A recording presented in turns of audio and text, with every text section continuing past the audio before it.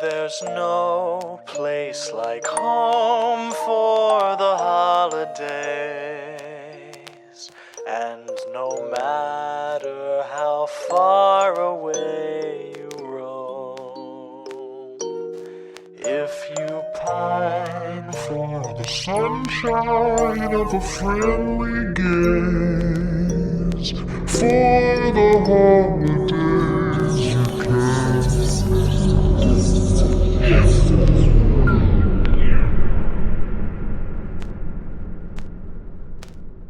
Welcome back to Horror for the Holidays, a Christmas horror movie podcast. I'm Jay Logsden.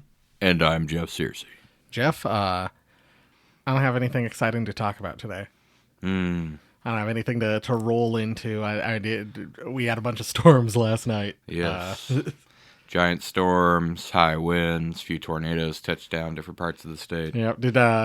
Did you see that? You told me about the semi trucks that got thrown around on I-80. 9. One of them got thrown through a power pole. I guess it was probably 35, right? Yeah, it's 35. The truck stopped north of Ankeny. Yeah, it was totally destroyed. And there was a farmer's barn and stuff destroyed a little further on. I think that's the same tornado that ended up destroying some of Cambridge, like the apple orchard area. Oh boy! Oh well, that's gonna be a bummer come this fall. I'd love to go to Indeed. Cambridge Apple Orchard. If they didn't cost an arm and a leg, my God. Yeah, the prices are expensive. How much is it to look at some apples? I don't know what's worse. Like, Cambridge at least has all the stuff. That's true. Like, Howells has very little, and I think I usually am like, I think Howells is more expensive than even if it's cheaper. Howells is more expensive for what you get. Yeah, that's true. Cambridge at least does have a lot of stuff. Well, you know what they say: local talk gets you local work. So we're just gonna transition into what we all know you've been dying to hear about. All the creatures were stirring. Yeah, 2018's All the Creatures Were Stirring. Not to be confused with 2023's A Creature Was Stirring. Yep. Released December 4th, 2018. Hey, Good. great release day. Yes, in the window between Thanksgiving and Christmas, where you want to be. No notes. I think released directly to Shudder. I believe so, yes. That's kind of what I saw. I think I saw it was like a Shudder original. Yeah, I saw it had a little bit of like limited film festival play and then Shudder, yeah. Directed by David Ian McKendry and Rebecca McKendry. They seem to be kind of a power couple for recent horror movies. Involved in Bring It On, Cheer or Die, if you ever saw that. No. It was kind of a fun one. The Elevator Game and Glorious, which has J.K. Simmons as an eldritch god living in a glory hole in a bathroom stall at a truck stop. Alrighty then. So, I mean, yeah, they've been involved in a bunch of stuff lately. The McKendrys are credited as the writers alongside Morgan Peter Brown and Joe Wicker, who wrote the segments The Stockings Were Hung and Dash Away All. Yes. They also directed all of them. Unlike some of our other recent anthologies, or I guess all the anthologies we've done, which have all been kind of different crews and stuff like that, this one is kind of the same people involved in every one. We'll get into whether we think that worked or not. They try to make it seem like there's different styles between them, but you could tell it's the same people every time. Jocelyn Donahue, who we saw a couple weeks ago in I Trapped the Devil, playing Sarah the wife, Yes. is Alyssa in the segment The Stockings Were Hung. She and Constance Wu, I think, are the two biggest names in this. Yeah, maybe there were a couple other people. I saw a lot of these people got pretty consistent work, which I thought was pretty impressive. I mean, you might know Jonathan Kite from some stuff. You might know Mark Kelly from some stuff. But let's give a big standing ovation for Graham Skipper returning, Father David from The Leech. Finally. Woo! Yeah. And I think that's a testament here to the connection the McKendrys have in the horror industry, that they were able to pull together a cast like this. Which I didn't even recognize him. Also shows how much work a good beard does. Because I was like, who was Max? And then Max is kind of one of our two kind of main characters. And I was like, wait, that's David? We also have Matt Mercer in this. Yeah, from other stuff, from D&D podcasts. I was gonna say, if you're a fan of Critical Role, you know who that is. And we will see. Oh, once again, we'll see Graham Skipper again in Christmas Bloody Christmas. Matt Mercer As you said, is Scott. Segment unknown. I didn't list what segment he was in. Also, he's in Christmas Saw. also neighbor's dad in Christmas Bloody Christmas, and we'll see him again as Paul in Deathcember, which is another Christmas horror anthology. Megan Duffy, who plays Susie in A Rose Such a Clatter, is also in the 2012 remake of Maniac, which may or may not be a Christmas movie. We'll find out. And is in the holiday-themed anthology Holidays. Bria Grant plays Sally in Elf TV, which we're unsure what that is. The only thing I can think of is that's what they're calling the segments that are playing during the Scrooge segment. Oh, that could be. Yeah, that would make sense. Yeah, she plays Sally in Elf TV and is also in Holidays, and we'll see her in Rob Zombie's Halloween 2. Ooh. I just had to point out that Frank Zappa's daughter, Diva Zappa, is actor number 3 in all of those kind of acting segments in our framing device. Yes. I saw the last name Zappa and I was like, do you think? Do you think? Sure enough, it was. It was. Maria Olsen is the director in kind of in our framing device. We'll see her again in Krampus Origins. Alexander Ward is actor 1 in those framing devices and is also the evil in the Dash Way All segment. And I only point this out because apparently he is Nosferatu in SpongeBob. That's a role that carries some weight with me. Yeah. As listeners know, Jeff and I love Nosferatu and Klaus Ferratu. Yes. Jesse Merlin, who plays Spencer in the Stockings Were Hung segment, Christmas Saw, is in a Blumhouse / YouTube series called 12 Deadly Days, which is a Christmas YouTube series. That sounds like something we need to do a stocking stuffer. Yeah, we need to look into this. I did not know this existed at all, so we'll have to do some research. Tagline: another reason to dread the season. Kind of, it's all right. Yeah, much like this movie, Jay. It's okay. Couldn't find a budget listed anywhere. The thing I saw said about if you're factoring in what Shudder put into it and what they raised themselves, about $3 million. If this is if this was kind of a Shudder thing, I think this was maybe the first of their kind of yearly Christmas fair. Maybe it was this and A Christmas Presents came out at about the same time. Yeah. But yeah, just thought I thought that was interesting. Like this was kind of our jumping on point for Shudder having a bunch of like new Christmas horror movies every year. I saw anywhere between $1 million and $3 million. It's just Shudder doesn't usually disclose how much money they put into things, like most streaming services don't. So it's kind of hard to tell, but not a high budget movie by any stretch of the imagination. Oh yeah, absolutely. Shot in North Hollywood. All the scenes were shot in California. Not to be that guy, but you can tell there is no snow in any scene. It's painfully obvious like, where it's shot. Whatever. That's California Christmas, but I mean. Yeah, but the rest of the country likes actual Christmas. Yeah, Christmas means snow, guys. Come on. Even one scene, like whatever. It's fine. Like I said, not to be that guy, but I'm being that guy. I mean, it's really noticeable in the second, the parking lot one. Yeah, he keeps talking about how cold he is and how he's afraid he's gonna freeze to death, and it's like, dude, there's no snow on the ground. There's trees with leaves still. Available on DVD as well as Shudder, Roku channel, Amazon, YouTube, all the places. Anywhere you can get a thing. Do you have any previous experience with this movie? Not a bit. I had watched this once before, and I think that was it. And it had really fond memories of it. So I was when I watched it again, I was like, well, we'll see if this holds up, and I guess we'll talk about that. We will talk about that. Are you ready to dive in? Yes, we should dive in. All right. So we're introduced to Jenna and Max, who are spending Christmas Eve together at a small theater showing a play called All the Creatures Were Stirring. They did the thing. They did an awkward meet cute style first date where he's like, I'm going to buy us tickets to an avant-garde theater production, which always works out well. Oh, yeah, of course. Everyone loves when that happens. All the people inside the theater are really weird. There's like an old man who just stares at Jenna and then like Jay, shush, shush, shush. I got to take a violent phone call in the bathroom. Hold on. Yeah, Max keeps leaving to take phone calls.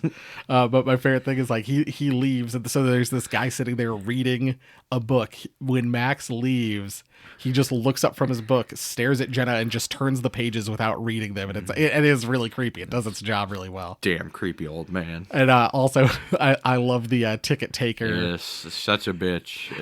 It's wonderful. She just can't be bothered with anything, constantly rolling her eyes, sighing heavily. She's great. She's the star performance in the whole thing. She's the closest to a realistic movie theater employee I think I've ever seen.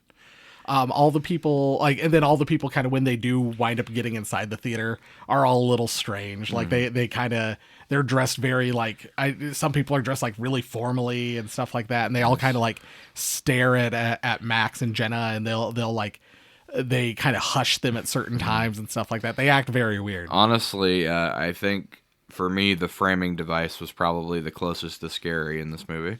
Yeah, I could see that. I think I agree with that wholeheartedly. But yeah, they make their way inside, and we see kind of a thing. I think the title card is sitting on this little like placard. It says all the creatures were stirring. The director walks out, takes down the top card to reveal a card that says the stockings were hung, as 3 actors start performing kind of on the stage. And Jeff, you take it away for the stockings were hung. The stockings were hung, or as I call it, Christmas Saw. It is Christmas Saw. Okay, so we have, this is the one with Matt Mercer, we have Jocelyn Donahue, we have Jesse Merlin, and Chase Williamson. Those are the big names in this. I'm not going to tell you their office names because it doesn't matter. They get right into it. A guy sneaks out, basically, because this is Christmas Eve, and they all want to go home for Christmas and spend it with their family. But they have the typical horrible white elephant gift party you have at the office where everybody wraps up their crap. It felt so familiar. Yes, it felt very familiar to Jay and I because we've had to do this numerous times.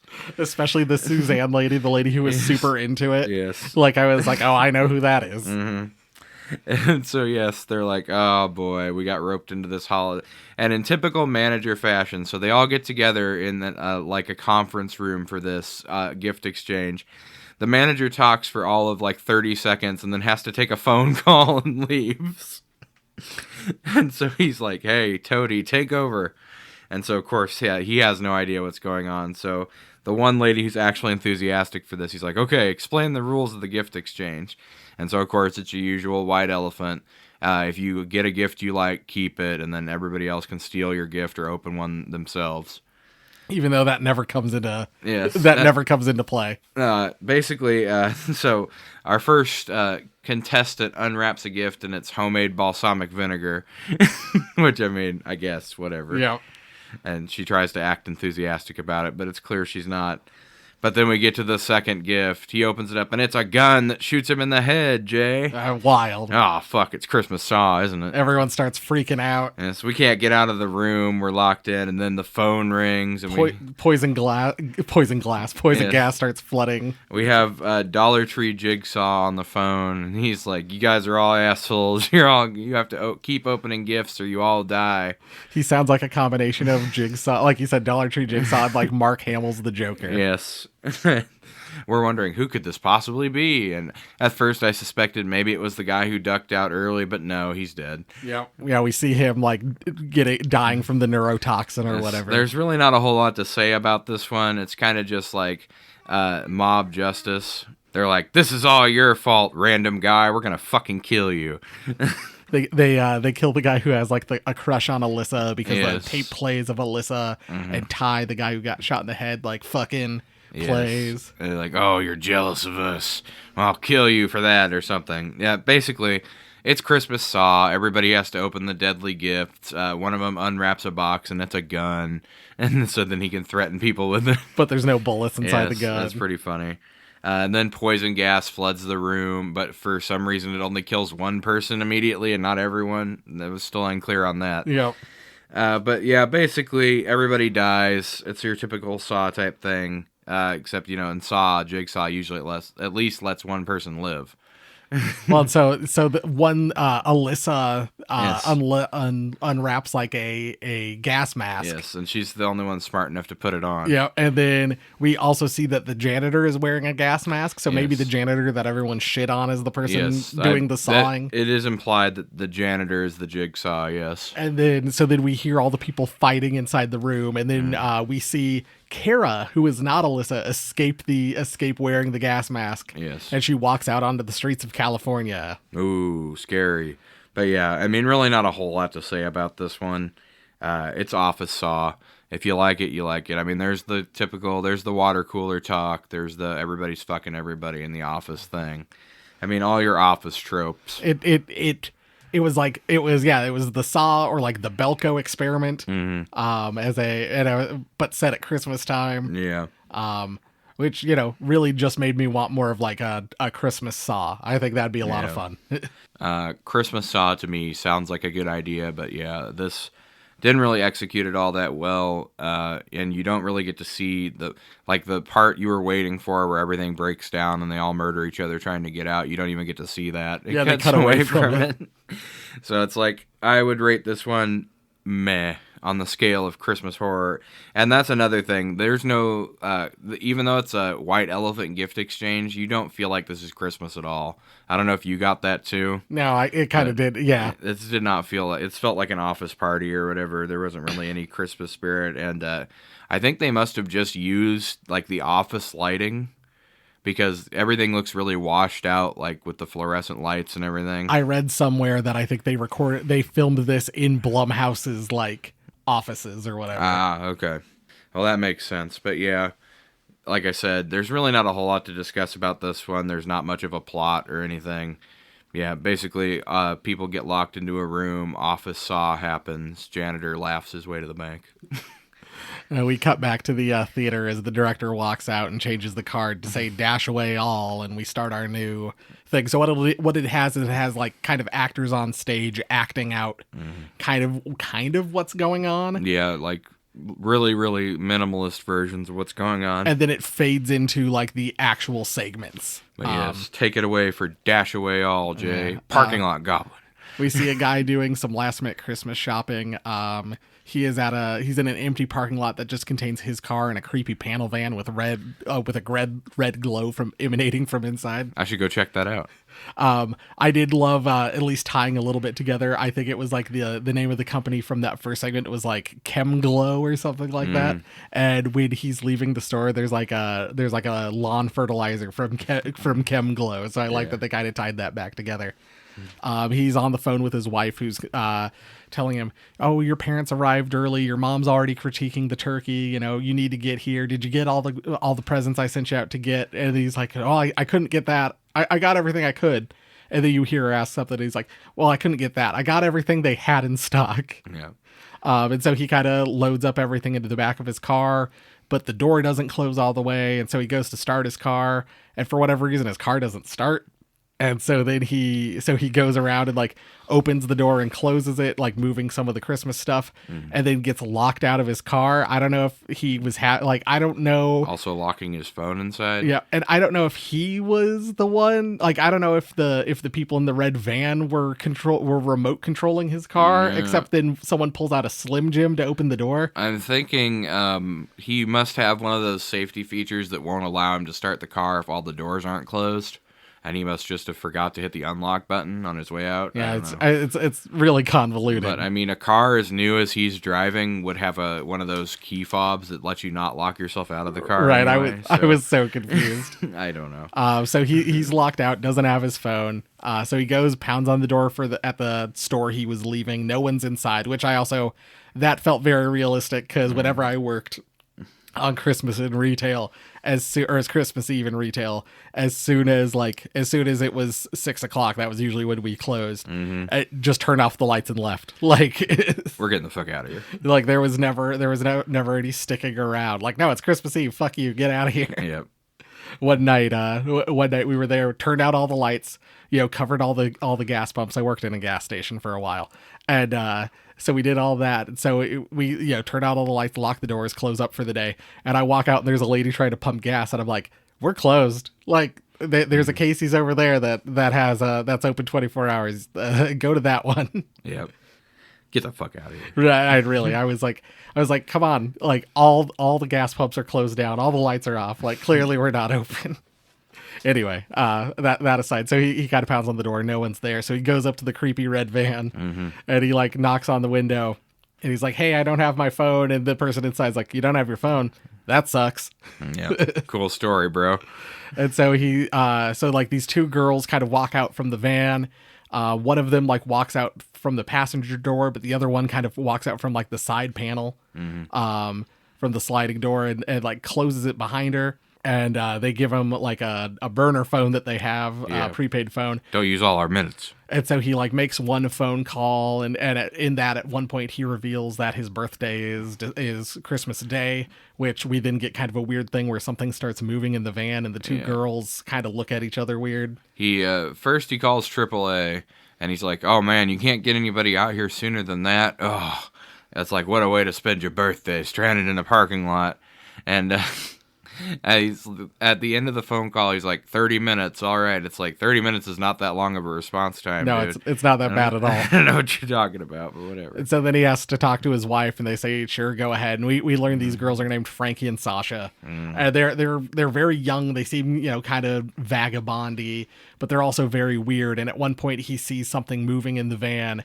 And then, like, when he looks at it, it stops moving. He's like, "Is there something in your van?" And they act very cagey. They're like, "No." No. Why would there be anything in our van? And so he's like, "Well, I'll go wait back by my car." Because they invite him to, like, come into the van. And he's like, "No, I'll go wait by my car, thanks." And so he goes back, and then he waits there for a bit. And the van, like, starts up, moves through the parking lot, acts like I think it's going to leave, and then pulls next to him. And like they toss him a scarf because supposedly it's so cold out that he's going to freeze. We can't let you freeze to death on Christmas, even though he's in LA. California. Yeah. And so they kind of talk and they share like a drink, which I wonder if that's part of like the ritual they're about to perform. He had to take that drink first, which would have been really funny if he's like, "No, I don't drink." That would be funny. Oh well, I guess we can't complete our ritual. So then he like notices like a hand or so, like the door starts moving open. There's a black hand moving the door open, and then it shoots away as soon as he looks at it. Yeah, and he kind of sees this, so he goes to like investigate in the van, and then Frankie starts like muttering some lines about like the tether, like under her breath, and Sasha pulls out a knife and like cuts him, and basically like. Frankie then grabs him and and something starts happening. There's like this purple glow. And Sasha like runs and she's like, "It's done, we're free." And then she like hits this purple like barrier that kind of appears around the van. Apparently the ritual wasn't quite done yet. Yep. And she stops and she's like, "How far am I from the van?" And Frankie and she kind of turns around, and then we see this like matte black like xenomorph looking monster. Yeah, with that's basically like I think like a nose, fangs, and then just claws is basically like the only way to kind of describe it, because I think it doesn't have eyes. It gets around by like sniffing, and it slits her throat and then starts like eating on her entrails. And while Eric is distracted with this, Frankie grabs his arm and like completes the ritual, which transfers like the tattoo on her arm to the tattoo on like to his arm or something like that. And so she's able to leave the now this like purple barrier. And in this, she reveals that basically Jesus had sealed away this evil, and it has to be sealed by someone that shares his birthday, shares the birthday of the unconquered son. But people have to be like tethered to it. And if he goes back to his house, he'll be killed. Well, see, he doesn't say he has to stay within a certain 20 feet. Yeah, like 20 paces of the van. But he doesn't say the creature will kill his family or anything. All it says is, "Do you really want this thing around your family?" Well, I think if he were to just leave the barrier or whatever, the creature would kill him and his family. Yes, but I'm saying he could go home if he wanted to and just stay within 20 paces of the van. Right. Which then, I mean, how do you explain that to your family? But I guess if they saw this weird creature, they'd understand. I mean, they would know when the weird black monster guy came out of the van. And so then, so Frankie gets in his car, like, like I said, unlocks it with a Slim Jim, which I just thought like maybe they were jamming it from inside their van because they'd clearly like staked him out. Well, and I don't want to be that guy, but I don't think a car that new would be able to be Slim Jim. Right. But still. And then I love that they make it sound like it'd be really hard to chase down somebody whose birthday is Christmas Day. Like, it's, there's millions of people born every Yeah. day. Like, I was going to say, yeah, they said they spent, 3 years doing it? trying to track him down, and it's like you'd be able to find people born on Christmas Day. Yeah, Come on. without too much trouble. Frankie basically is like I'll take your presents and drop them off at your house, and then she like rolls down the window and she's like, happy birthday to us, huh? And then drives away, and that's the end of the sketch. Back to our weird framing device. Yeah, back to we see the people kind of.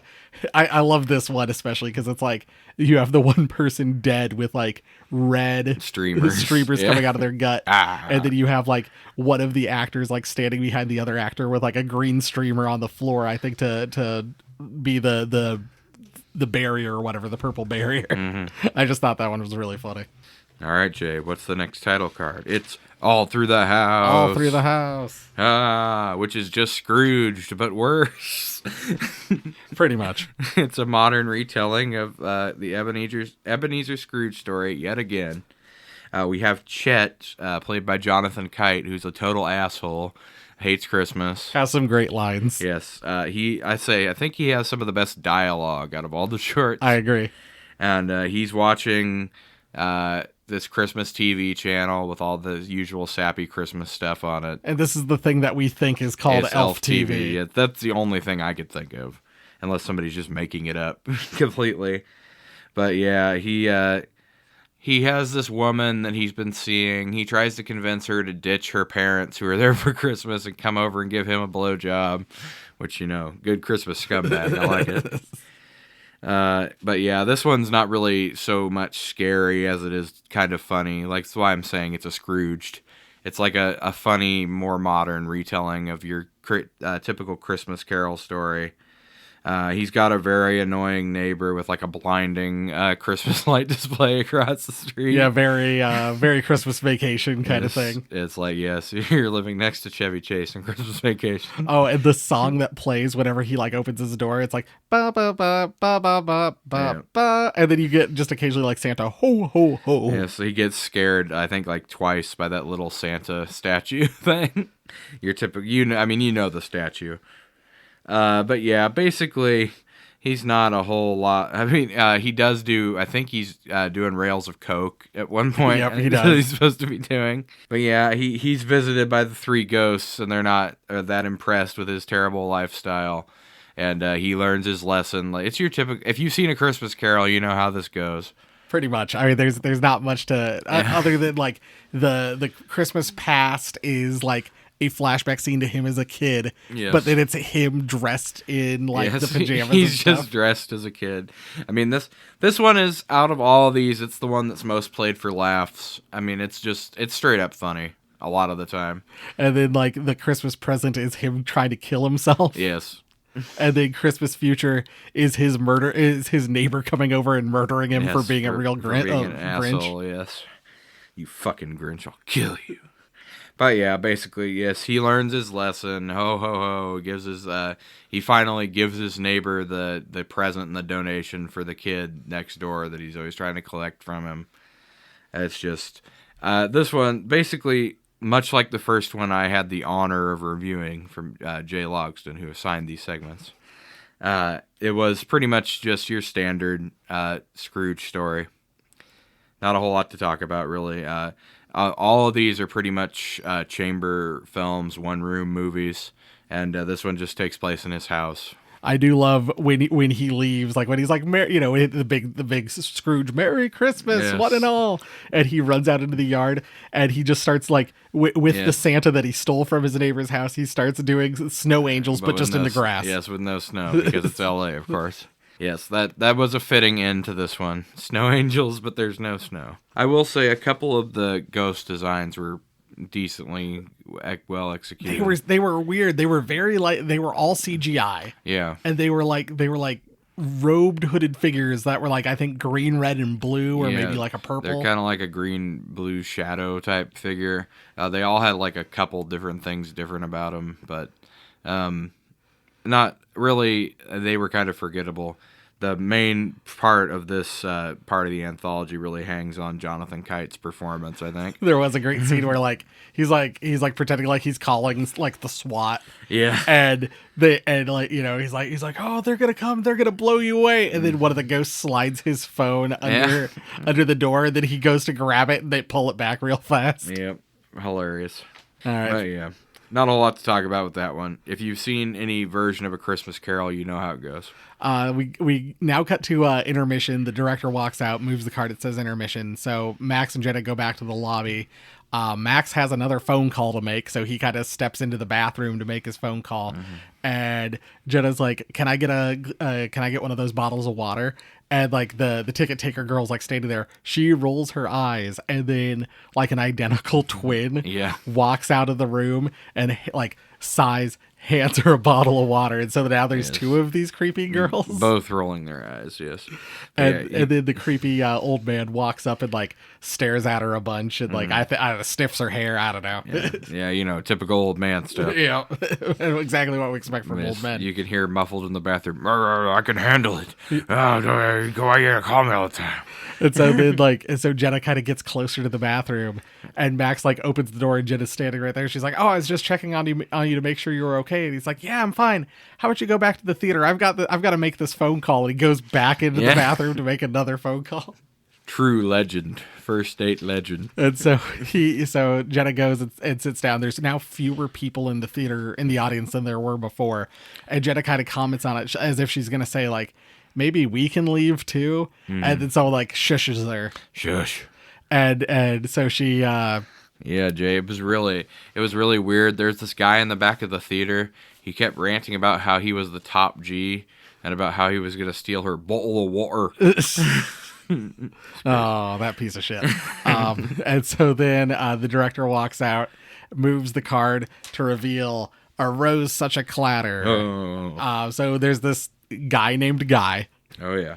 He's driving his car on Christmas Eve, kind of down this highway, switching stations. Like he doesn't like what's on. So I think initially it's like kind of he's on a Christmas rock block, and then he turns the channel. What the fuck? I know. I wanted to hear the songs on this Christmas rock block, and then there's like kind of like a classical version of like God Rest You Merry Gentlemen or something kind of playing, and then he just like turns it off, and so he like looks over at this packet labeled Susie, and he like flips open like, and there's like, I don't know, some like modeling pictures of like this lady, and he's kind of like ogling these pictures, and he doesn't see, and like he hits a deer. Oh no. On Christmas Eve. Ooh. So he kind of goes out. The deer is kind of still alive, so he takes a rock and bashes its brains in. Nice. A return of our classic trope of things getting their brains bashed in with rocks.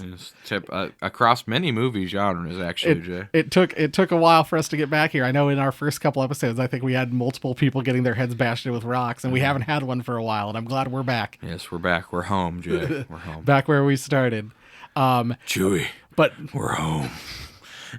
But he watching from the bushes is a deer that's like vision clouds red as he bashes this deer's brains in, and then he drives away, and we see laying on the ground a collar that says Blitzen. Are you sure that was a deer, Jay? I thought this short was about a haunted POV camera.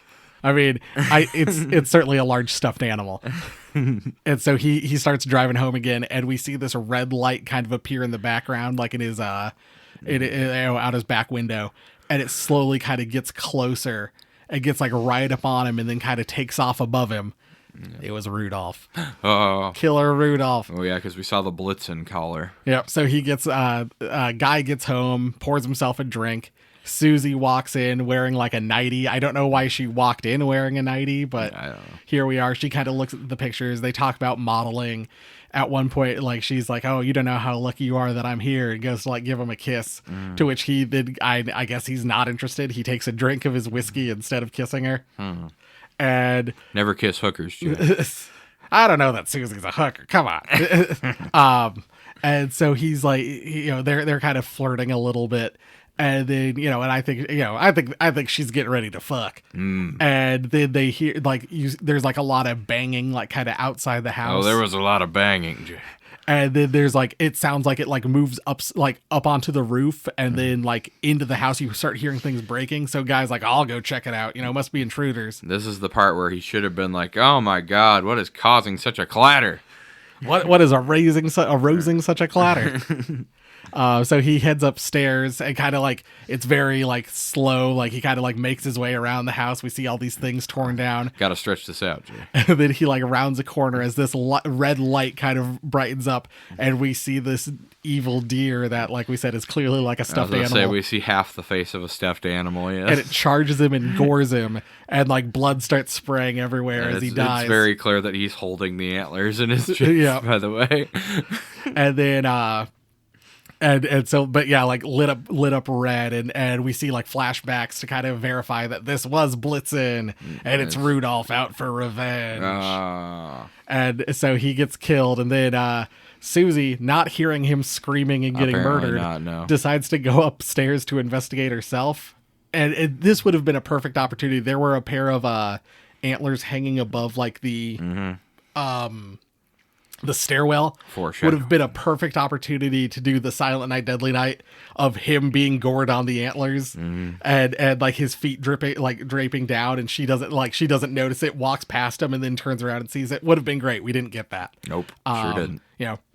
No, we're providing notes on a movie that came out 6 years ago. No, And then she turns around, she's looking around, and then she hears the roar of the reindeer. It lights up red, and like she screams as the camera kind of zooms in on her face, and then we cut back to the theater.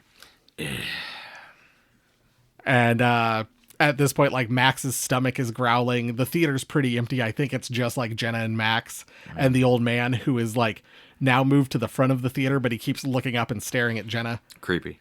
And the director comes out, changes the thing one more time to "In a Twinkling." In a twinkling, we have Steve, played by Morgan Peter Brown.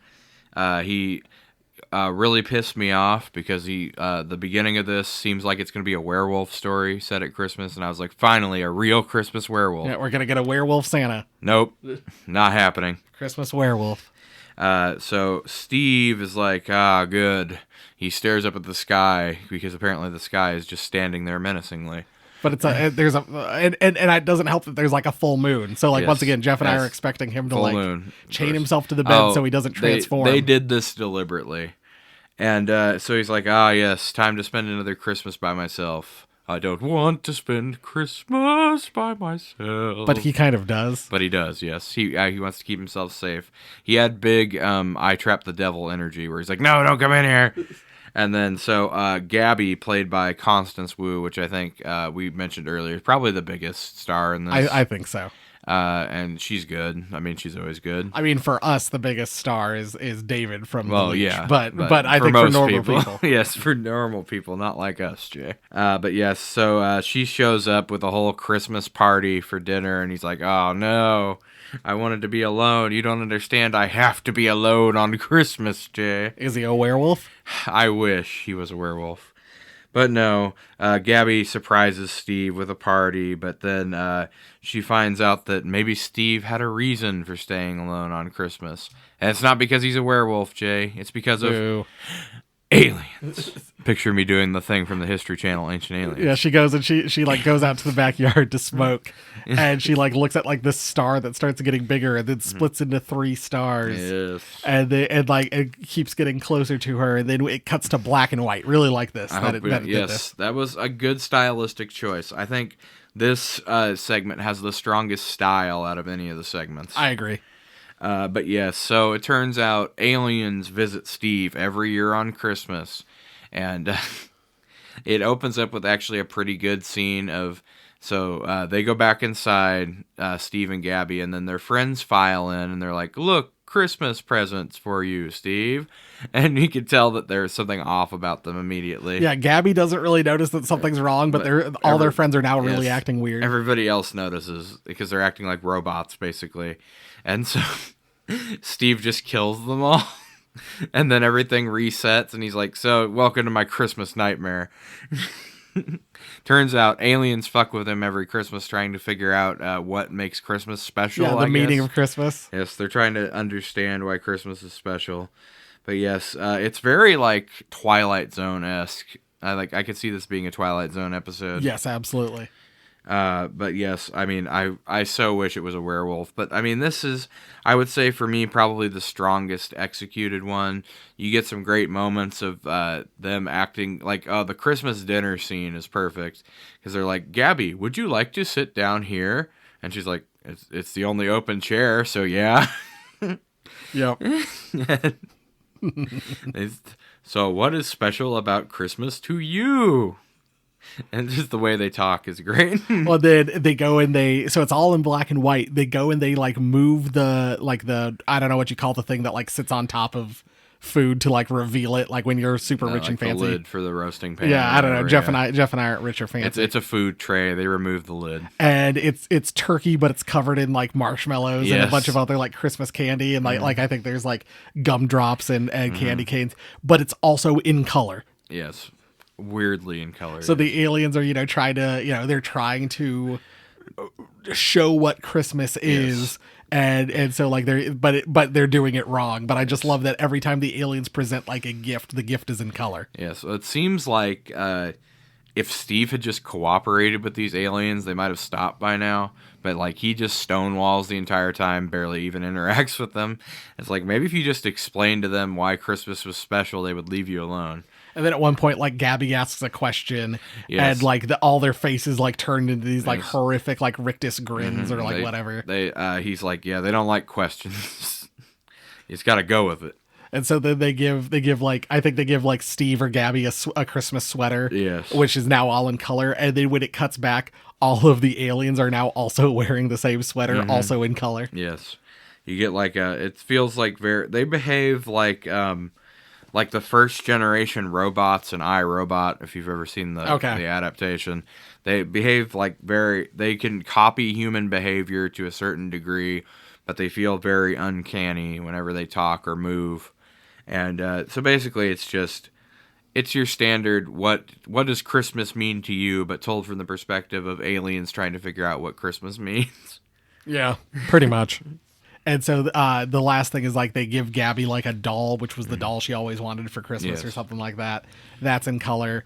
Gabby has this big like heartfelt moment with Steve, and then they're now back in reality. The aliens have left. They've left for the year, but they'll be back next Christmas. And they go into it really like not only that, but like a really like kind of touching moment too. The Gabby and Steve go in and they look at their Christmas tree and there's like a note from the aliens that say like, "Thank you for spending Christmas with us. Yep. Now so you can spend it together," or something like that. Yes. All in all, not really scary. This one either. Like you said, good Twilight Yes, Zone but episode. yes, it felt like a good episode of the Twilight Zone, not a bad one. Yeah, I agree. But no, yeah, just kind of a neat idea. I think this one has the strongest style and execution out of any of the like vignettes in this. We cut back to the theater for one last time. Max's stomach is still growling.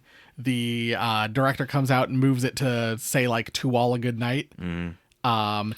Max gets up and leaves the room. And the actors start talking, and it's literally the conversation from earlier in the night that Max and Jenna were having. And then we kind of get Max's side of the conversations with these phone calls, in which like I think he's like talking to someone. He's like, "It's not working.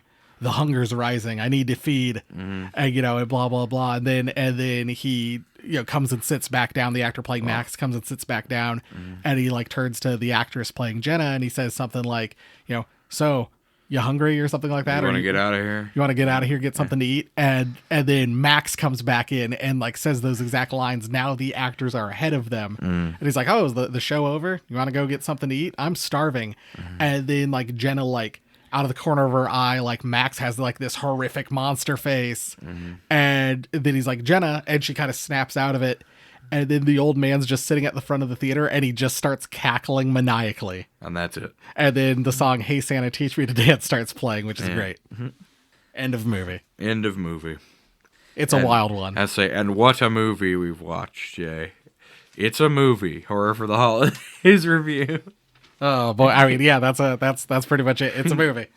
But yeah, I mean, we had some we had some ones with good ideas and bad execution. We had one, I would say, with a good idea and good execution. And we had, I would say, out of all these, I don't know about you, Jay, but Office Saw was the weakest idea for me, but not the worst execution. I think Dash Away all had a good execution. I don't think the execution on A Rose Such a Clatter was very good.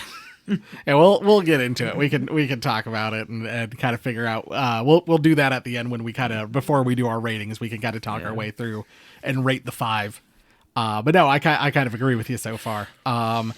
Anywhere you want to start in particular with our categories? Well, you know what? Let's talk about the Christmas spirit of it all, Jay. Oh, how Christmassy is the movie? How Christmassy are the kills when we get them? Yeah. I would say there are a lot of Christmas ideas in this movie, but none of it feels particularly Christmassy because it's set in LA and there's no snow or anything. Which is something we've said every time we've had a movie that's kind of set in LA. Like even Halloween, a movie filmed in LA. Yes. But Haddonfield is clearly, it's supposed to be fall. There's leaves on the ground, but there's also green leaves on all the trees. Mm-hmm. Well, that's what really hurt the parking lot one, Dash Away All. Was he's in a parking lot saying, "Oh, I'm freezing to death" or whatever, but you can clearly see there's living trees all over the parking lot. No, like there's no mist coming out of their mouths or anything like that. Shudder, you had money. Shudder's been successful for a while now. Why couldn't you have done this movie wouldn't have taken that long to shoot. Do some shooting in the Midwest during a cold month. Or even up in the mountains in California. They get snow. Yeah, you could go to the Northern California and do the same thing, really, if you wanted to. Or even like Washington. Washington gets good snow. Yeah. Yeah, just that one thing I think would have really helped this movie. It would have helped the Christmas feeling a lot. And it's like there are Christmas-based ideas. Christmas Saw should feel Christmassy. It's a white elephant gift exchange. And people are talking about how they want to get home for Christmas and stuff. But it's like, you never really feel the spirit. No, I agree. I think the kills are when we get kills, they are very Christmassy. Mm-hmm. We get the Christmas gift exchange like that, and all the kills are then people killing each other with the weapons they're finding in that. In the gift, yeah. Happens in another movie when we get to it. Secret Santa. Yep, Secret Santa, aka Chris Massacre, because it has the same name. It's the same movie with different names. Yes, of course. And then there's also another movie called Secret Santa. Killer Reindeer. We've had that a couple times before. Yeah. And that's very Christmassy. But it's the kill that felt the least Christmassy to me was in Dash Away All. Yeah, the evil, the evil thing. Yeah. But that's also it's kind of its own thing. There's a lot of Christmas. I think the kills are very strong Christmassy, but the movie itself, like you said, it has the idea, but it doesn't fully realize it. I think that's a good summary for this movie overall for me, is it has a good idea, it's reaching for a good movie, and it doesn't quite get there. No, we'll talk about it. But yeah, no, I think that's kind of where it settles. I'm rating Christmas spirit low on this one.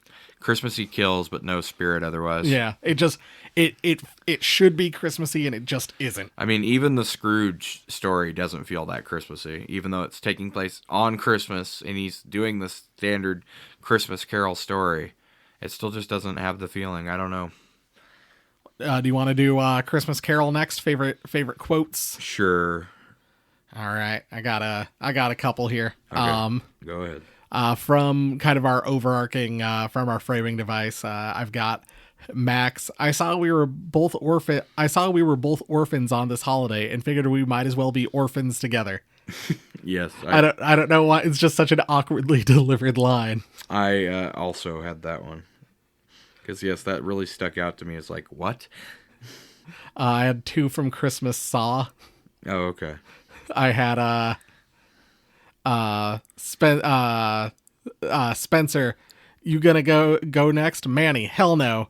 Kara, he says everyone has to go. Manny, well, he can go fuck himself. I had one from Dash Away All, which I believe we talked about earlier. I need help. I locked my keys and my phone in my car. That sucks. Yeah, it does. Yeah, I had that same one. I had one more from Christmas Saw. Kara opens the card with Ty and Alyssa fucking. Alyssa, shut the card. Everyone stands around awkwardly. Mm-hmm. Kara, And then Alyssa again, Kara, shut the card. And then Spencer just yells, shut the damn card. Oh. It just once again an awkwardly delivered line. Well, you know. And then the last one I have is from All Through the House. Which no. one? In a Twinkling? Is No, that what you're- the Scrooge one. Is that All Through the House? Yeah. Jesus Christ, Michael, I see you scaled it back on decorations this year. This is Chet. And then Michael goes, oh yeah, the kids like them. Chet, that sounds awful. Michael, oh, I don't mind putting up decorations. Chet, no, I meant having kids. You know, we have a similar taste in quotes, Jay, because that was the quote I pulled from that one as well. There were a couple good ones in that one. Like you said, Chet has a lot of great lines Yes. in that. It's really carried by that actor. Yes, I love the part where he's on the phone with her and she's talking about being there with her parents. He's like, can't you slip away, come over, blow me? We could watch a movie. You can suck my dick, you know. The huge. Yeah, that's no. He has some great lines. That whole one is carried solely on like his ability to act. Like it's a lot of him Yes. acting with himself. Indeed. So I would say, yeah, his performance was a standout to me. So if we see more Jonathan Kite, I would not be opposed. Yeah. Do you have any other quotes? No. Yeah, there weren't good ones in every single No. one. I say other than there's a few lines in the haunted demon van one. There were a few lines in All Through the House, and there was a couple things, but we already mentioned them in a Twinkling, like the weird way the aliens talk. Right. But yeah, not a whole lot of standout dialogue in Yeah. this one. And we're gonna wind up, because it's an anthology, we're gonna wind up comparing it to the other anthologies we've done, and just thinking back to like 13 Slaves Till Xmas, Yes, and all the great lines and all the Yes. great fucking like There's- dialogue in that one. There's no 13 Slays dialogue. There's no A Christmas Horror Story dialogue. It's just not quite to that level. Yeah. But yeah. Do we do Christmas wrapping, costume stuff like that? We have not done that Okay, yet, let's no. do that one. All right. Another area I was surprised where it was kind of weak. Yeah, I thought I thought the costuming was all pretty good, but nothing made me like really kind of go like, oh, that feels great. Like It was all just, especially I wish they had more of the, because you know, when, especially in the Christmas Saw one, we've been in an office at Christmas. People wear the stupid Christmas sweaters, or they go around in the Santa hat, things like that when it gets close to Christmas. I was gonna say Suzanne was the one standout person, the Yes. lady who's obsessed with the Christmas gift exchange. She's that one She's person in the decked out in office Christmas, yeah. who's wearing like an ugly sweater, wearing a Santa hat. She's having a blast. I would have liked them to do a little bit more, because it's like, I mean, you remember our white elephant gift exchanges where Oh, they I were do. like, "Oh, dress up, you know, in your ugliest sweater." It would have been fun to see like a contest like that or something where people are trying to win like a gift card or whatever for dressing in their worst Christmas sweater. And like you have one person who forgot, and then you maybe Yeah. have one guy who like is wearing like an ornament or something, and they're like, "This is my Christmas decoration." They Mm-hmm. Yeah. took it off a tree, and then you have like various people in like Christmas shirts, and then you have the person in the gaudy Christmas sweater. Have the guy with like the Santa Claus tie, because you know you always see that. Yeah, like that's what I think that's what Yeah. I would have done. I wish they would have done something like that. Dash Away All, they were dressed like it was cold, but there was no indication that it was cold Right, at absolutely. all. And then also the idea that he's like in the middle of this neighborhood and can only go to the van, except we see like houses across the street. He's in a very well populated area. It's not like he's in the middle of nowhere. Or There are anything. cars driving in the It's background like, of all dude, the scenes. you're in California. There's nowhere you're going to be unless you're like up in the mountains somewhere where you're not going to have other people readily at hand to help you. Yeah, just don't go knock on the door of the creepy van with the red lighting on the inside. I wish we had got a little bit more of a view of the Christmas decorations and stuff in the Scrooge one. I think it would have been cool to see more of his neighbor's display and Yeah, stuff. it's more implied that it's Yeah. this big gaudy display than what we actually see. It would have been cool to actually see it, yeah, but apparently they didn't want to mess with setting that up. Yeah. Or, I mean, I kind of get it. Like, it's the implication. And certainly we had some of that in, like, Two Front Teeth. I think they honestly they took that because he's the Scrooge character. I think they used that to their advantage, so they didn't have to decorate his house for Christmas. No, I agree. And it's like I'm pretty sure that's why they went with that story. They did a great job with that. They did a good job kind of with that whole idea. Yep. What would say arose such a clatter? Not a whole lot of Christmas in that. They had an opportunity to play some cool Christmas music while he was driving, but they didn't take it. No, I think they had. I agree with you. They had an opportunity to do some great stuff with Christmas decorations and Christmassy kills. Like they could have done a Silent Night, Deadly Night in that one, and they didn't. But Yeah. But no, not really. Nothing that stands out. Other than the stuffed deer, and it's a lot of people just acting opposite a prop. Yeah. Like The one that felt the most like Christmas to me was the final one, In a Twinkling. That Christmas dinner scene felt like a real Christmas dinner. one that I loved. I loved the tree at the end. I thought the tree looked really good at the end of Yes, that. that one was probably had the most Christmas wrapping, I would say, of any of these. Yeah, but just didn't feel. No, there's the decoration set design. It kind of ebbs and flows throughout, but it's all pretty. It's pretty weak, sadly. Mm-hmm. I did think I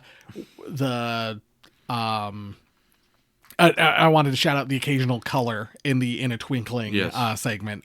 We already mentioned that Yes, once. good use of color. Like we said, the black and white choice was good. It made it feel. I think that contributed to the Twilight Zone feel quite a bit. Some of the gore though was really really good. When we get it, yeah. Yeah, and Christmas Saw, like the dude like getting his brains blown out. Like there was some good gore in that. There was some good gore in like some of the other scenes. Yeah, Dash Away All, where she gets her throat torn out, was good.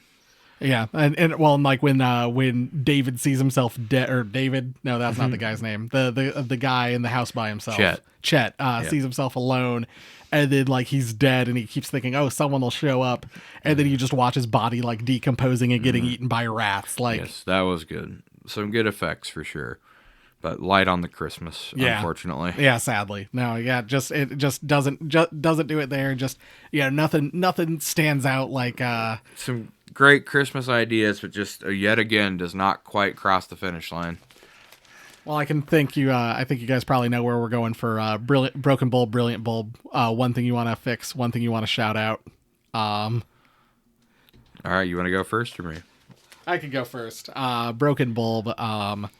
It's literally what we said. I think there are some great ideas here, but just none of them are fully realized like some of the other anthologies we've had. Like I said, you keep comparing it to other ones you've seen, and you're just like, okay, just go a little further, just do a bit more, just kind of grasp that ring. And I think we're going to talk about it later in our discussion when we do our final rating. But I think there's kind of a reason for that. Mm-hmm.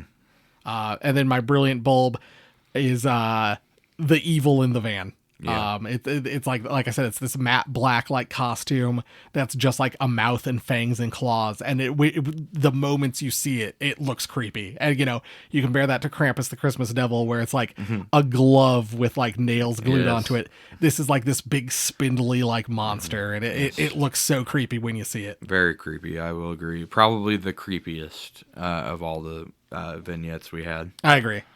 How about you? Broken Bulb, Brilliant Bulb? My Broken Bulb was turn up the Christmas. Where's the Christmas in this Christmas horror anthology? They could have done so many, like we talked about, numerous little things that could have turned up the Christmas factor in this, and they just like made the wrong choice at every turn. I don't know if it was budget, if it was director's sensibilities, what it was, but like this is not doing it for me from a Christmas anthology standpoint. I mean, even if you wanted to make it, because some of them are a little more goofy than scary, but I mean, we've had Goldberg Santa in a movie. You could be goofy and still have lots of Christmas. I mean, there's really no excuse for it. No, agreed. And my Brilliant Bulb was In a Twinkling. It made me feel like the closest to Christmas, even though it disappointed me by not being a Christmas werewolf story. No, I agree with you. That one felt the most Christmassy. Yes, it felt most like if they could have made them all like In a Twinkling, that same feeling, I think they would have been a successful anthology. But unfortunately, it's the only one I wouldn't say is just like a throwaway, forgettable retelling of an already established Christmas thing. Because even Christmas Saw was not originally thought up by this. There was already a similar Secret Santa type thing made. Mm-hmm. So, I mean, I wish they could have all been like In a Twinkling. It had the strongest creative decisions, like the decision to shoot in black and white. It had the strongest performances, I think. The Chet performance was good in the Scrooge one, but I don't think it quite rises to the performances in a Twinkling. And the alien performance was good by those actors, acting like robots, basically. And yeah, the touching little moment at the end kind of brings it home for that Christmas spirit with the note on the tree, like Jay mentioned earlier.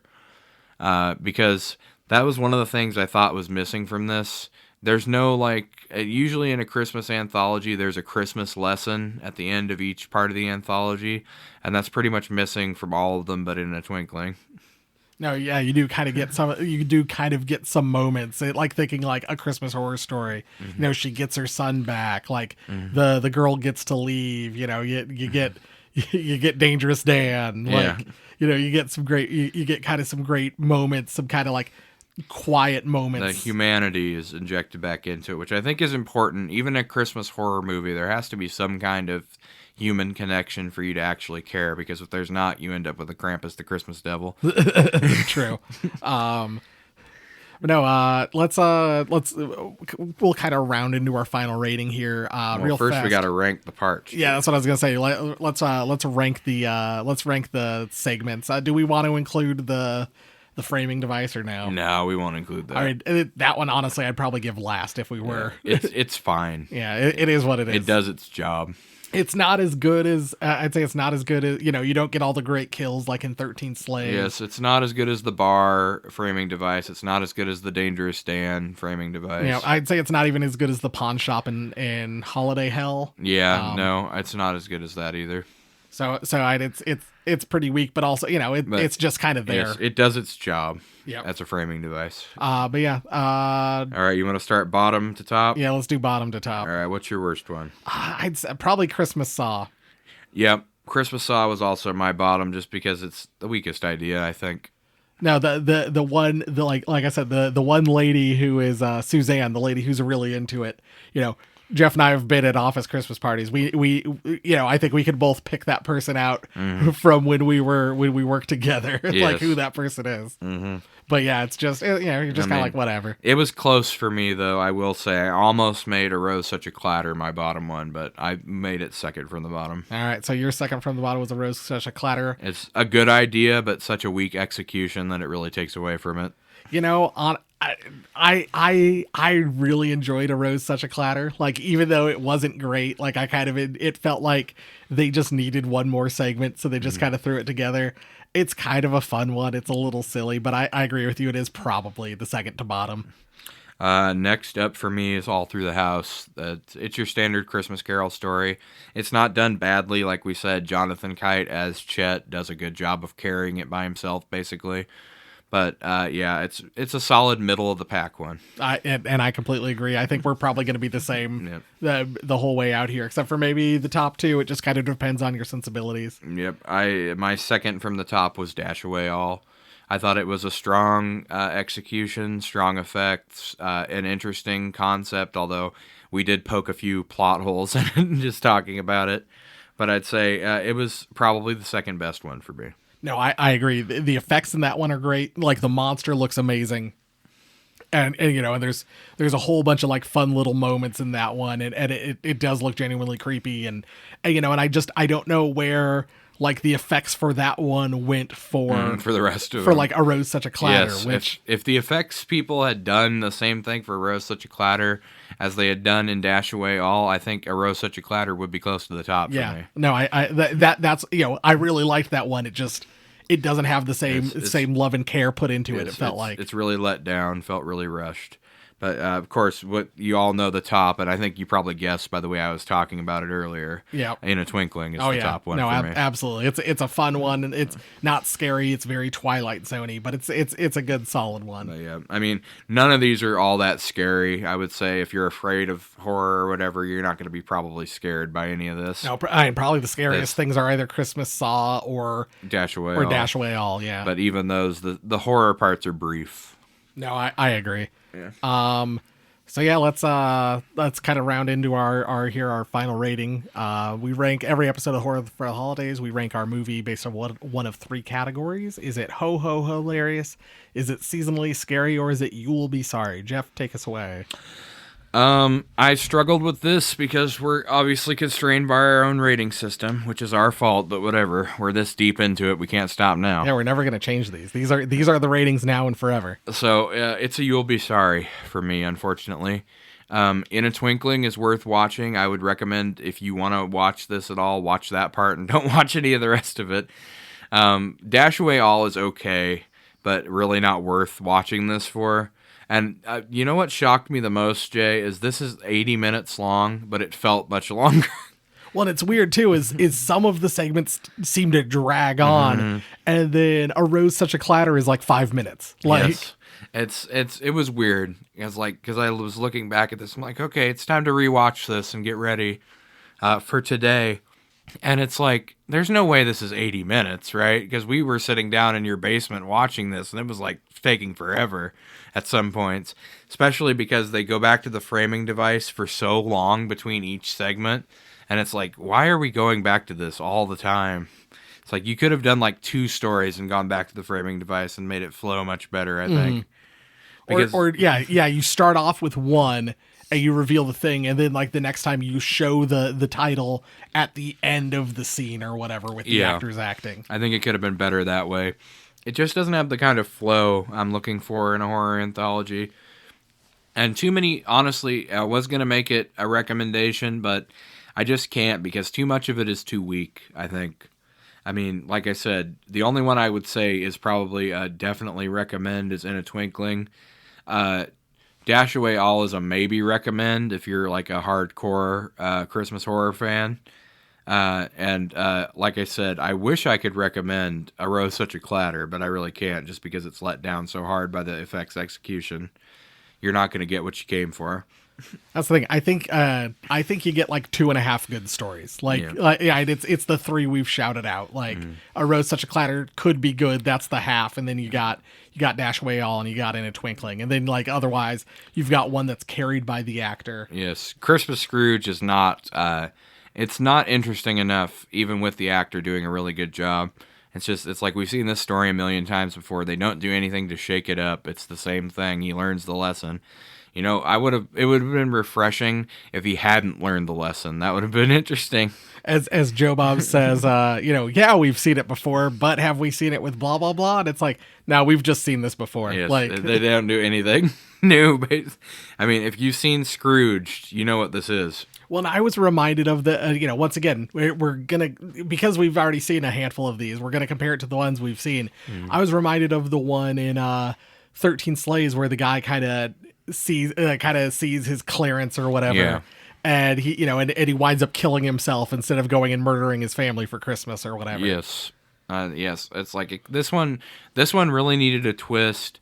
Office Saw also really needed a twist because it's like, yes, we've seen, there's been a Christmas type gift exchange Saw style movie before. And this one was so weakly executed, I think, too, is one of the problems.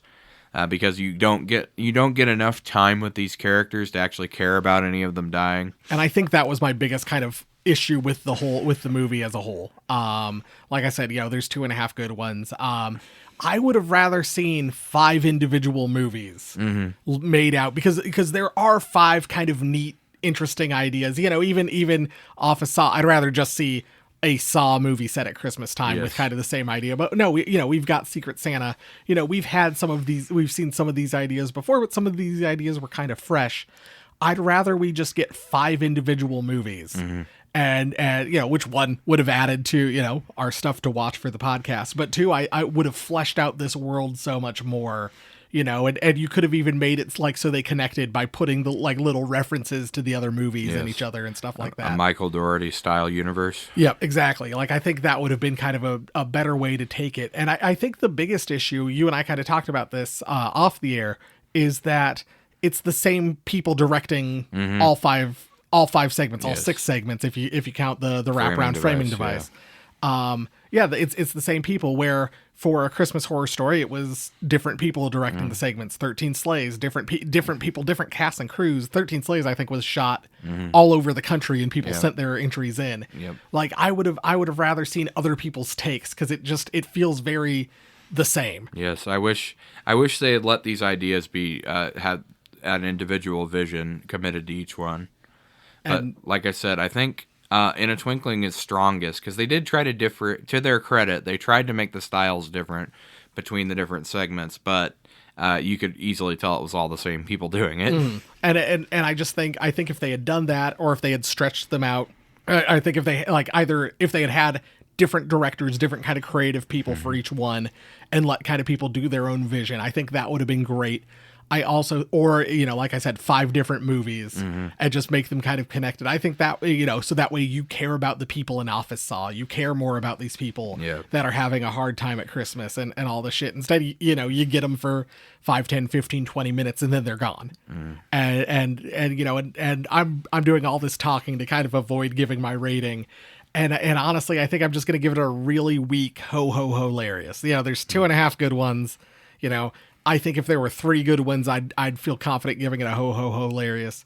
But it's a really weak one. Like, it's a real kind of qualified. Yeah, definitely. Just kind of, because I'm like, I don't know. Like it's not so bad that I feel like it's a you'll be sorry. Honestly, that's what made it a you'll be sorry for me.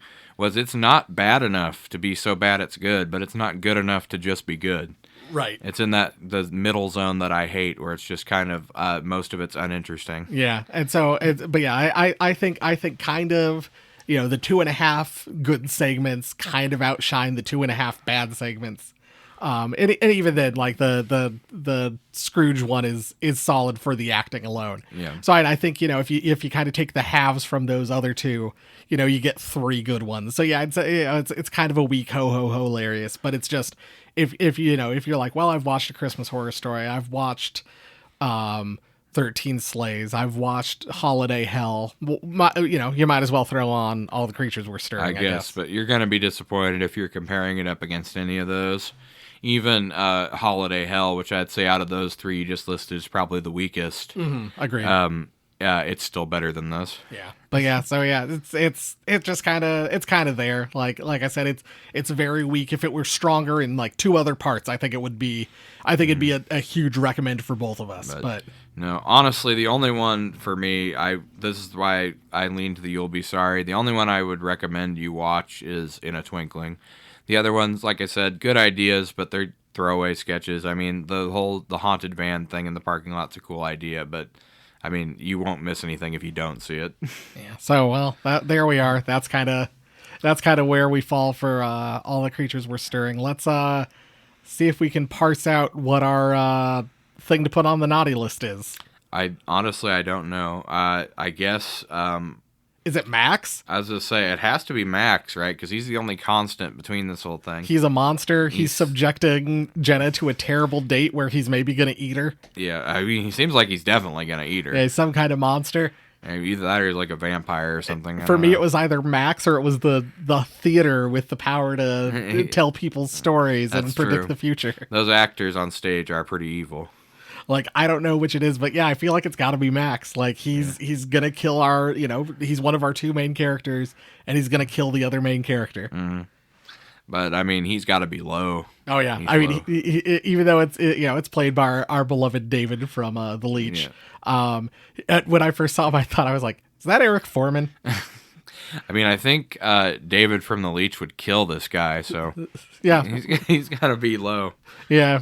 I think we'll put him pretty low. Maybe above Terrence Shade. Yeah, like he's above Terrence. I'd say he's right around Brooklyn Santa. Yeah, for me, I think maybe we put him below there, but above Terrence Shade. Yeah. And whatever, if there's other people in between that, he's below all of those. He's just above Terrence Shade. Right, because we're not even sure Terrence Shade actually killed anybody. Yeah, and so, like, maybe he's eaten people in the past at Christmas. Maybe he's the Christmas werewolf we've been waiting for. God, I wish, but I doubt it. But not the way he looked. It was more CGI monster face than it was Christmas werewolf. Yeah. Like a bad episode of Supernatural. Well, Jeff, is your mouth ready? Oh, boy. You've done a lot of talking. Now it's time to do a lot of eating in a segment we like to call... Garbage Day! Huh? No!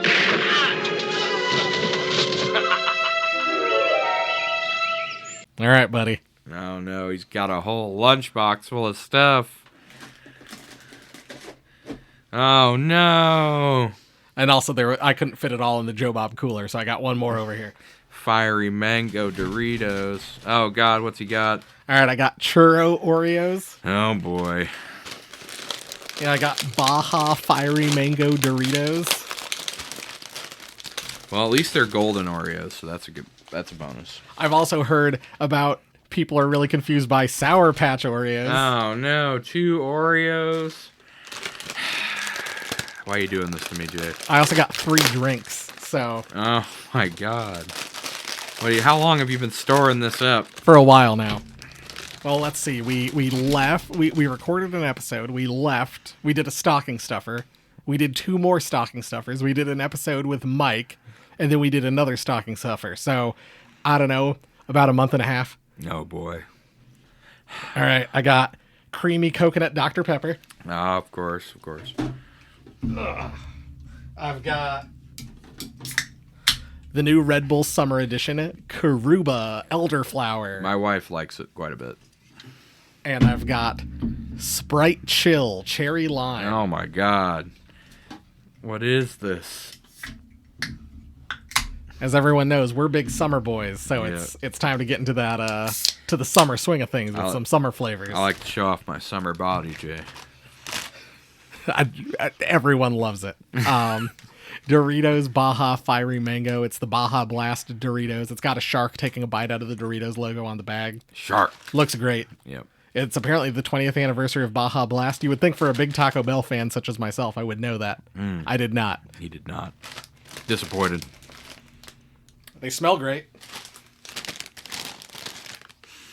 They do smell great. Yeah. A little bit of lime flavor, I think, to it. I don't know if I like that. Don't think I like that at all, Jay. I'm going to go ahead and put these in the trash can so I never have to look at them again. Cool bag. That's about the best thing I can say about it. That's disgusting. That is not good at all. I'm very disappointed in both Doritos, Taco Bell, and Mountain Dew Baja Blast. All 3 of you should hang your heads in shame. It's bad. It's an interesting flavor at first, and then It just it gets gets worse. really sweet. Yep. Way too sweet. Not enough spice. Not enough Dorito flavor. Well, here, let's take a sip of It's of our Sprite. Sprite Chill. Wash this horrible flavor out of our mouths. So it's Sprite. It's got kind of a blue logo. Says chill. Says cherry lime. The smell. I mean, it smells it has the lime flavor really up front. Yep. It's good. Don't get a whole lot of cherry flavor, but yeah. I like that a lot. That's good. That's really tasty. Very good. And adequately washes down the taste of those awful Doritos. Oh my God. Well, where do you want to start next? Well, let's do the most interesting Sour Patch Oreo, I suppose. All right. Got to do 2 Oreos. Make sure we get the full flavor profile, Jay. So it's the Sour Patch Kids bag. Let's see if I can read anything. I don't know how they did it, but it tastes like Sour Patch Kids. Sour Jay. Patch Kid flavored cookie and cream with colorful inclusions is what it says on the wrapper. Well, I don't know how they did it, Jay, but it tastes like Sour Patch Kids. Golden Oreo with Sour Patch Kids colors on it. Smells like a Sour Patch Kid. I mean, it is. It tastes like a... Like I said, I don't know how they did it, but it tastes like Sour Patch Kids. That's very impressive. Yep. The food scientists over at Oreo need to be stopped, Jay, before they go insane and destroy the Earth with their latest creation, Black Hole Oreos. Packs the gravitic force of a black hole into every Oreo. That is truly impressive. I am shocked. I know. What drink do you want to... Let's do the Red Bull. All right. My wife loves this a lot. I mentioned that, I think. Nice flavor, I think. Let's try it out. Bright green can, so it's Karuba and elderflower. Red Bull Summer Edition, the taste of Karuba elderflower, artificially flavored. The wings of Red Bull is appreciated worldwide by... Okay, none of this tells you anything summary. Bright green can. Yep. It's good. I don't know that I've ever had Karuba. I don't know, but like, I enjoy the smell. It's like a cactus, I believe. Ooh, I do like that flavor. That's good. It's kind of that's kind of a neat flavor. Now I understand what my wife has been raving about. I sadly wasn't able to find zero sugar for any of these, so I apologize. Well, gotta try it for the podcast. Yeah. All right, last one, last Oreo at least, and then we'll try the last drink. Churro Oreo. Here we go. Right off the bat, smells like a churro. Tastes like a churro. Churro flavor cream, fried dough flavored cookie, churro flavor cream with sugar inclusion. It's a dark cream. No, tastes like churro to me. You get more of it as you eat the whole thing. But yeah, it's good. One thing I think they did do, it's the same thing when you and I talked about how great those Oreos, the peppermint gingerbread Oreos, how they have kind of that crunch to it. They have that kind of like crunchy peppermint. Like this kind of does the same thing. It does the churro thing where you get some like sugar crystals in the cream. And so like every once in a while you get kind of that bite, kind of like a churro. Yeah. Yeah, you could like the sugar they coat them in. Yeah. No, I think they knocked it out of the park with both these Oreos, honestly. All right. And then last one, coconut cream Dr. Pepper. All right, let's do it. It's a red Dr. Pepper can, but the creamy coconut. It's blue around kind of the sides, and you got White a coconut swirls, on it. yeah. Yep. Smells very coconutty. That is good. Very good. I like it. I love this. This is fantastic. Man, we got 3 great drinks, So and we got some great drinks for the summer, Jeff. yep. So go out and pick these up. Let's rate the drinks and probably the food separately. All right, that works for me. Food bottom, Doritos. Yes, the Doritos are terrible. Do not buy them. Don't even look at them because you'll be drawn in by the cool bag, and then your mouth will be destroyed by the horrible flavor. Yeah, you have that great shark taking a bite out of the Doritos logo. It looks awesome, and then you take a bite and you're like, "Well, that's really disappointing." Not only is it disappointing, it's bad. It's actively bad. Yes, that shark probably died after tasting that logo, Jay. And then I'd probably say the churro Oreo. Yep. I mean, it tastes like a churro, but it's not as impressive as making a Sour Patch cookie. No, the fact that they were able to make a cookie taste like a Sour Patch Kid is so impressive. I can't believe it. I'm still in awe of the Oreo food scientists. 2 great limited edition Oreos here. Really cool. So as far as drinks go, Jay, I'm going to say Sprite's the bottom. Okay. Red Bull's the middle. And that Dr. Pepper coconut is the top for me. I think I'd switch the Red Bull and the Sprite. I think I like the Sprite a bit more than the Karuba, but all 3 are great.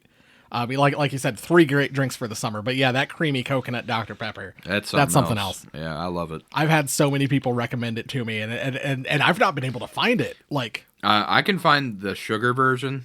But the zero sugar version, I've only seen at Fairway, and they want $9 a box for it. oh geez. Yeah, no, like I finally found one, and I was like, okay, I gotta get it for the podcast. And then while I was shopping, I was able to find these other 2. But like, no, if you're out, taking a summer road trip or whatever, and because it's vacation, you can kind of cheat on your meal, or grab one of these 3. If you see one of these 3, grab them. Like they're all great. Like the creamy coconut, I would say, is a must try. Yeah.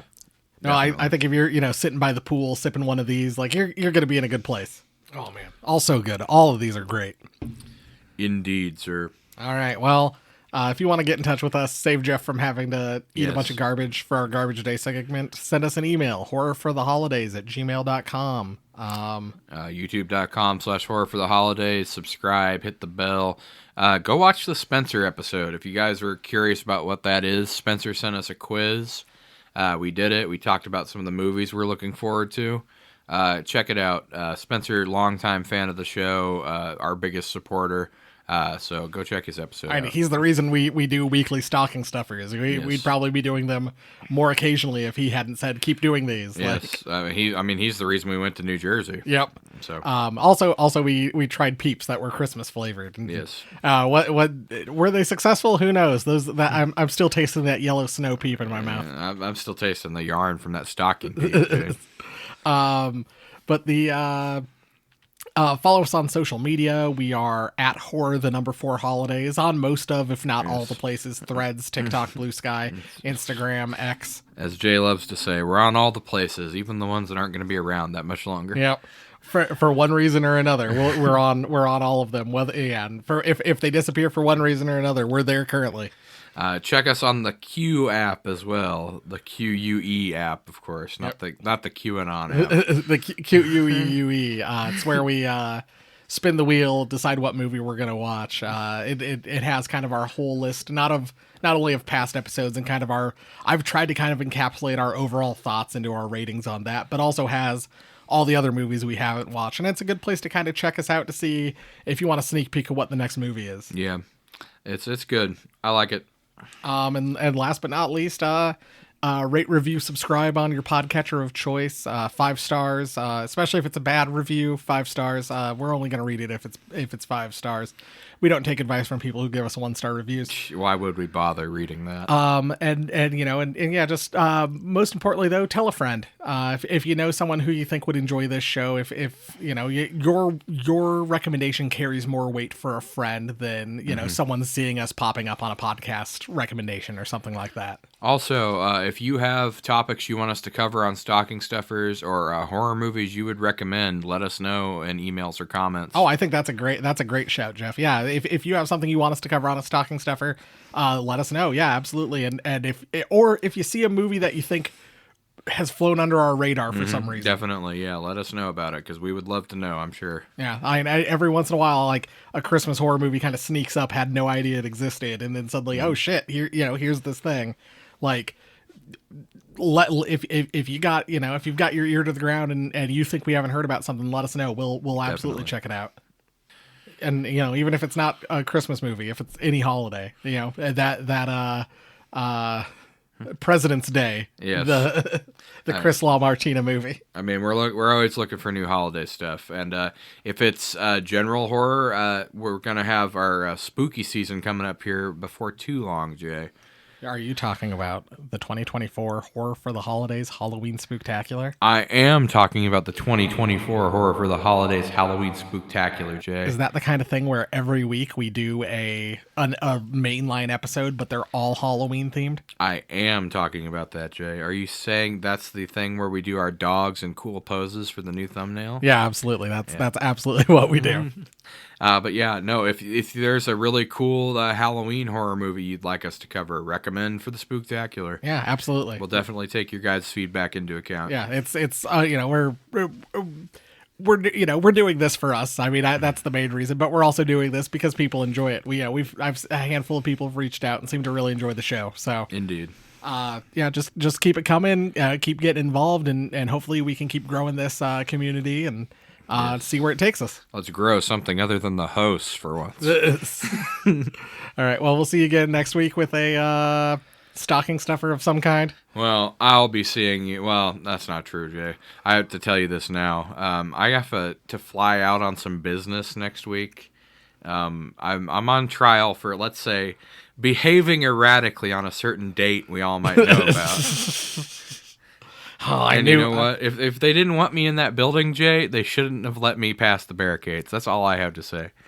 Oh, man. I knew, Jeff, I knew that time you disappeared on January 6th was going to come back to bite us. All right. We'll see you guys next week. Bye. Bye.